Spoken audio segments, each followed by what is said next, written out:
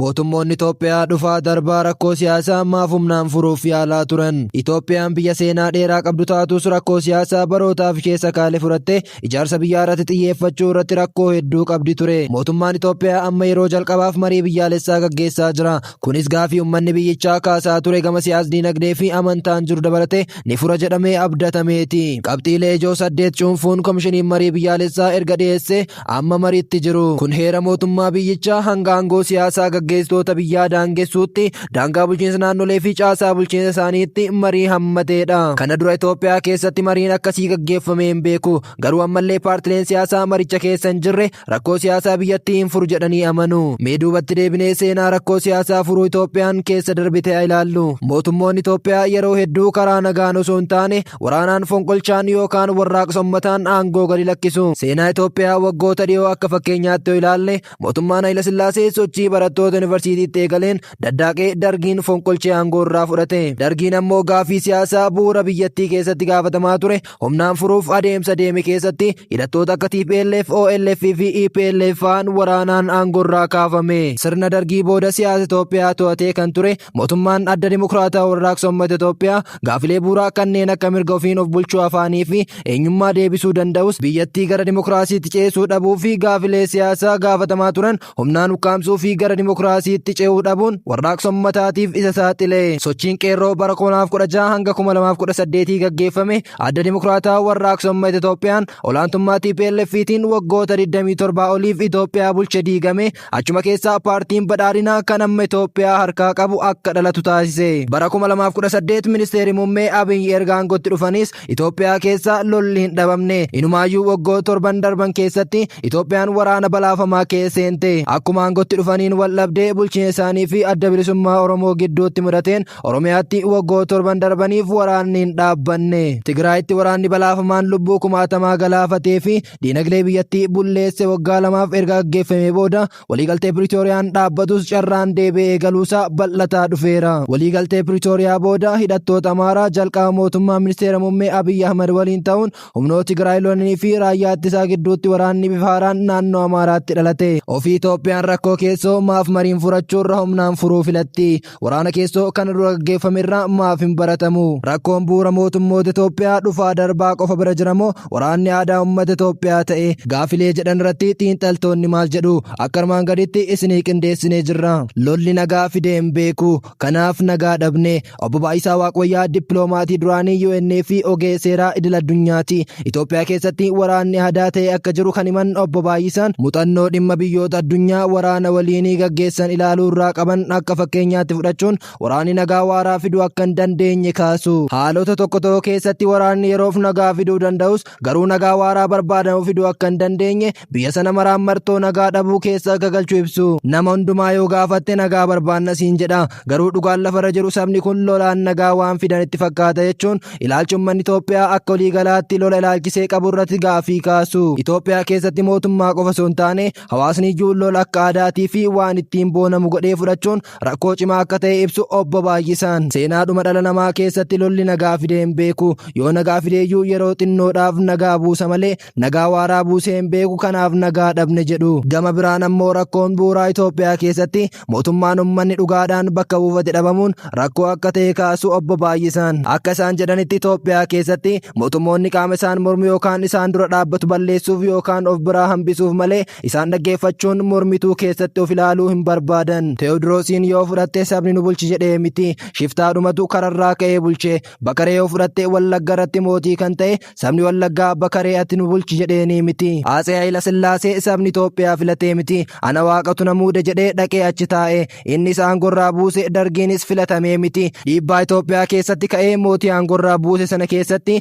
dhaabni dimokiraasii waan hin turreef dargiin humna waraanaa fayyadamuun aangoo qabate malee sabni filatee miti. Waggaa 17 Mangistuun kan aangorra taa'e jechuun mootummoonni turan hunduu filatamanii akka hin taane ibsu. Kufaatii dargii booda sirni aangorra tures warra sadeeggaranii fi gosaan keessa waliin turan qabachuun biyyattii bulchaa ture malee ummanni filatee akka hin taane ibsu Obbo Baayisaan. Dargii booda dhufanii waggaa 27 kan bulchanis warri wayyaane warra isaan deeggaraniitu jira malee sabni isaan filatee miti. Warra isaan deeggarre bosonuma keessa yeroo turanuu ni ajjeesu turan jechuun Tigraayuma keessatti yeroo lolarra turaniyyuu warra isaan mormu balleessaa akka turan jechuun ibsu. Kuni ammoo siyaasni Itoophiyaa yaada walii dhaggeeffatanii waliin mari'achuu jechuun garaagarummaa waliin jiraachuu osoo hin taane tokko yoo aangoo siyaasaa qabate isaan kaan balleessee yookaan gadi qabee ofii bahee mul'achuu qofa irratti akka hundaa'e ibsu. Seenaadhuma Itoophiyaa ammayyaa keessatti mootummaan uummataan filatame osoo hin taane warra deeggaran qabatee aangoo akka qabatuu fi aangoorra turu ibsu dippiloomaatii fi ogeessa seeraa idil addunyaa kan ta'an obbo Baay'isan. Kana jechuun mootummoonni Itoophiyaa hangammaa jiran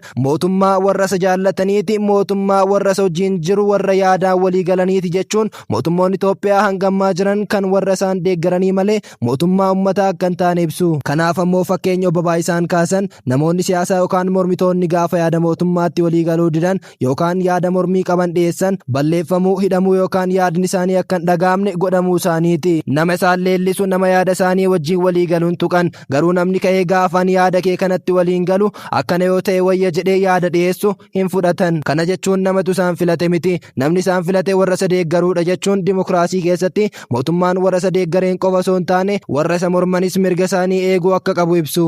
Aadaan siyaasaa Itoophiyaa jijjiiramuu qaba. Itoophiyaa keessatti mootummoonni dhufaa darbaa amala wal isaan fakkeessu qabu. Nama yookaan dhaaba yaada isaanii morma ofirraa fageessu, dhiibuu, rakkoo siyaasaa mariin osoo hin taane humnaan waraanaan furu. Obbo Baay'isan akka jedhanitti mootummaan Itoophiyaa amma jirus akkuma mootummoota darbanii amala kana dhaalee akka jiru ibsu. Innis rakkoo siyaasaa humnaan furuu fi qaama isa mormu ofirraa fageessuudha. Ministeerri muummee Abiyyi Ahmad bara 2018 erga aangootti dhufanii Itoophiyaa bakkeewwan garaagaraatti rakkoowwan nageenyaa gurguddoon dhalataniiru. Bulchiinsi isaanii TPLF waliin waggaa lamaaf erga wal lolee waliigaltee Piriitooriyaan waraanichi dhaabbateera. Irra deebiin ni kaayaaddoon jedhu dabalaa dhufeera. Lola waraana bilisummaa Oromoo wajjin gaggeeffamu karaa nagaan furuuf mootummaan isaanii Taanzaaniyaatti marsaa lama marii gaggeesseera. Waliigalteen raga'amuu baatus erga aangootti dhufanii filannoo marsaa jaffaa gaggeeffameen paartiin isaanii mo'ate waggaa 5 darban Itoophiyaa bulchaa jira. Haa ta'u garuu paartileen siyaasaa jajjaboon keessumaa paartileen Oromoo bakka bu'an ABO fi KFO'n mootummaan dirree siyaasaa nutti dhiphise jechuun filannoo marsaa jaffaa irratti osoo hin hirmaatin hafan. Filannoo bara kana gaggeeffamu irratti seeraan akka hin haqamneef qofa jechuun Finfinnee irratti qofa akka hirmaatan ibsan. Sababni isaan dhiyeessan mootummaan dirree dhiphisu,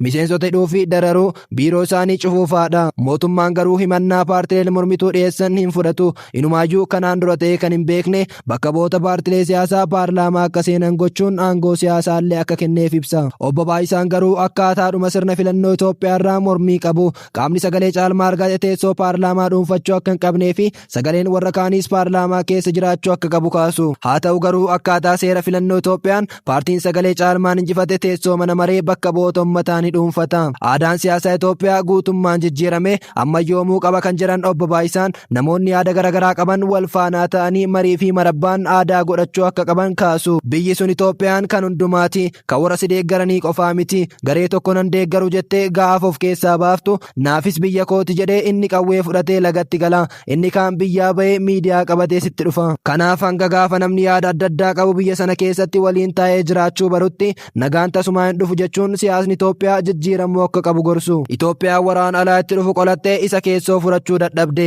Itoophiyaan biyyoota addunyaa muraasa bara dheeraa turan keessaa tokko akka taatetu himama. Biyyoonni akka Itoophiyaa seenaa yeroo dheeraa qaban hedduun isaanii rakkoo keessoo furachuun ijaarsa biyyaa galmaan gahaniiru. Gama biraan ammoo Itoophiyaan Afrikaa keessaa biyya gita bittaa jalan turredha. Kun immoo akka biyyaatti rakkoo alaa itti dhufu dandamattee akka turtu ishee taasiseera. Haa ta'u garuu rakkoo keessoo ishee xumurachuu hin dandeenye. Mootummoonni Itoophiyaa hojii manaa walii kaayaa deemu. Rakkoo inni tokko uume inni itti aanu taa'ee osoo hin furin rakkoo biraa keessa seena. Obbo Baay'isan dippiloomaatii UN ta'anii hojjechuu isaaniin waraana waliinii dabalatee rakkoolee biyyoota addunyaa garaagaraa keessa jiruu fi akkaataa itti biyyoonni rakkoo kan Itoophiyaa fakkaatu qaban furatanii keessa darban qorachuu keessatti hirmaataniiru. Rakkoon Itoophiyaa mudate akka cabbii tullurraa konkolaatuuti jedhu. Cabbiin tullurraa konkolaatu cabbii dabalataatuma guddataa deema jechuu isaaniiti. Rakkoon Itoophiyaa mudate rakkoo walxaxaa fi seenaa ijaarsa Itoophiyaa waliin wal qabatu ta'uu kaasu. Rakkoon Itoophiyaa mudate rakkoo walxaxaadha. Biyyi kun Itoophiyaan biyya qancartedha. Biyya lafarraa sabaa fi sablammii dhibbaa ol qabattee biyya akka keenyaa waggaa hanga kanaa kan jiraatteen jirtu jechuun rakkinni keenya kan bulaa dhufeedha jechuun rakkooleen sirnoota irraa bulaa dhufan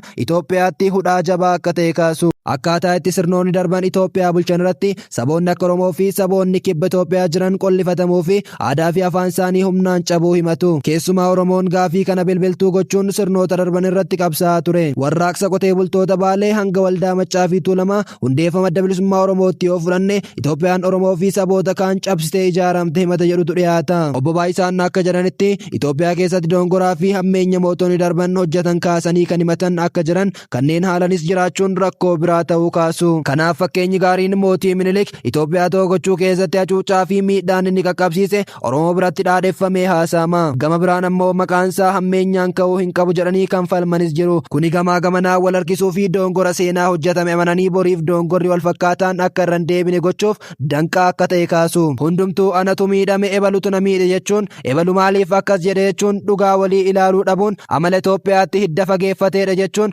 mudannoo wal fakkaataa yeroo UN hojjetan lola Yuugooslaaviyaatti ka'e ilaalchisee qorannoo akka gaggeessaniif garasitti ergamuu fi waan taajjaban qoodan. Obbo Baay'isaan nama waliin hojjetan Steve jedhamu waliin Niiwoork waajjira UN irraa gara Saarbiyaa fi Kirooshiyaatti ergaman. Obbo Baay'isaan Kirooshiyaa buufachuun waan argan gabaasu. Steve ammoo gama Saarbiyaa buufachuun lola gaggeeffamu irratti gabaasa Niiwoorkitti erga. Ani Kirooshiyaa keessa taa'ee kanan argu madfiin gama Saarbiyaa irraas dhuka'u yommuu dhufu ijoollee dubartii yeroo ajjeesuun argaa. Hospitaalatti nan argaa. Baqatanii yeroo fiigan nan argaa. Ani kanan argu waa warri Saarbiyaa godhaniidha. Hiriyyaan koo inni gama Saarbiyaa jiru ammoo madfiin Kirooshiyaa warra Saarbiyaa akka ajjeesu argaa. Lamaan keenyaayyuu galgala Niiwoorkitti inuma katabna. Ani kanan katabu warri Saarbiyaa akka itti isaan gadhee ta'an akka itti isaan ijoollee fi namoota gaanfixaniidha. Steve ammoo gama taa'ee waan warri Kirooshiyaa godhan dhugaa jiru barreessa jechuun lamaanuu waan gama isaanii argan qofa barreessaa turuu himu. Wanti lamaan isaanii barreessaa turan dhugaa ta'us kan tokko qofti dhugaadha jedhamee fudhatamuu akka hin qabnee fi gamni lachuu miidhuu fi miidhamuun akka jiru walitti qabamee ilaalamuu qaba jechuun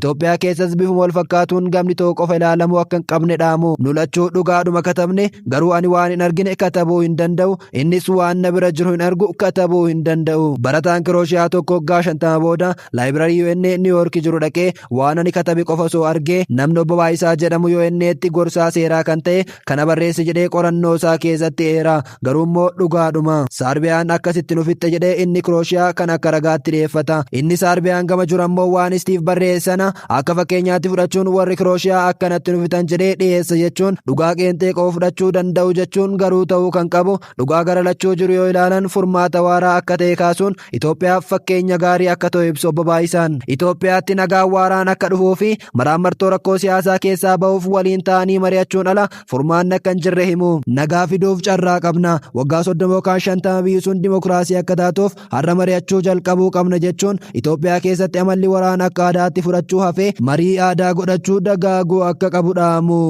Oduun keenya ammaaf qabnu kana fakkaata. Chaanal kanaan gammaatti subscribe yoon subscribe godha. Viidiyoo kanallee like share gochuu keessan hin dagatina. Yaada keessanillee koomentii keessatti nuuf qooda. Hanga oduu birootiin yookaan viidiyoo birootiin walitti deebinutti nagaan nuuf tura.